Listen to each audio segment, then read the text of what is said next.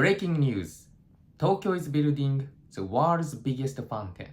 Today's topic, Tokyo is building the Odaiba Fountain, 150 meter tall, 250 meter wide, one of the largest in the world. Some say it will revive the Odaiba, others say it's just a waste of money. We'll cover key Japanese words, why Odaiba needs a revival, public reactions and cultural background. And finally, my own opinion as someone who actually streamed in Odaiba. Tokyo is constructing the Odaiba Fountain planned for March next year, over 500 water nozzles, height 150 meter, width 250 meter. Cost about 2.64 billion yen, 17 million US dollars to build. Maintenance another 150 to 200 million yen per year. The government says, don't worry, it's not taxpayer money. It comes from selling reclaimed land.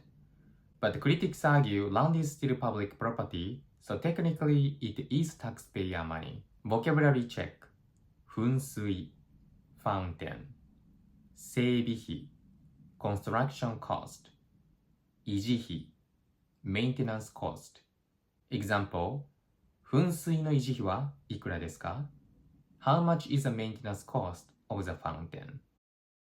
So, why put a mega fountain in Odaiba? Odaiba used to be Tokyo's futuristic hotspot in the 1990s and the early 2000s. Big shopping malls, the Ferris wheel, events and live shows.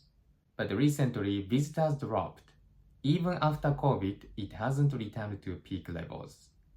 The Tokyo government says, we want a new landmark for nighttime economy, like projection mapping or shows with lights and music.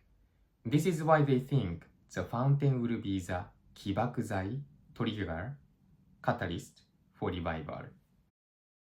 Supporters say, Odaiba lost its Ferris wheel, we need a new icon. It will bring back families and tourists. Critics say, it wastes water and electricity during global warming. In 10 years, it may become just an abandoned attraction. Why not spend money on roads or develop suburbs like Tama instead? This shows a clash of values, entertainment versus practicality. Short-term attraction versus long-term sustainability. Vocabulary 批判 criticism 起爆剤 trigger catalyst 持続可能 sustainable. Japan has a history of building big projects to show modernity. The 1964 Tokyo Olympic Stadiums, Expo 70s in Osaka, even Tokyo Disneyland in 1983.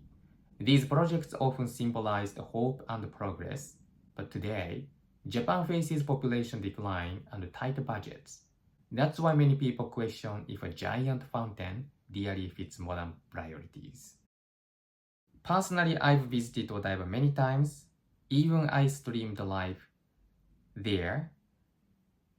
So if you are curious about it, please check my archives. I like Odaiba because you've got tons of shopping malls, restaurants, and beautiful Tokyo Bay, Rainbow Bridge, and even Tokyo Tower. At night, the scenery is amazing. For tourists, Odaiba is perfect for 1 or 2 days. You can see life-sized Gundam statue, Madame Tussauds where you see famous people's replica, and Legoland for families. Couples, families, everybody can enjoy. And next year, this huge fountain will show up. So definitely, if you are planning to visit Tokyo next year after March, you should visit Odaiba. And I might stream from Odaiba after this fountain is being built. So if I'm on live in Odaiba, feel free to join and leave some comments. So what do you think?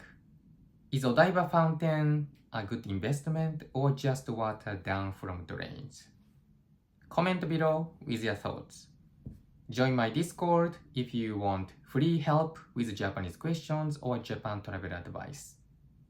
If you join a membership, you can unlock live archives and exclusive videos. And if you enjoy my content, you can support me through PayPal donations. The link is in the description. Don't forget to like, subscribe, and share this video.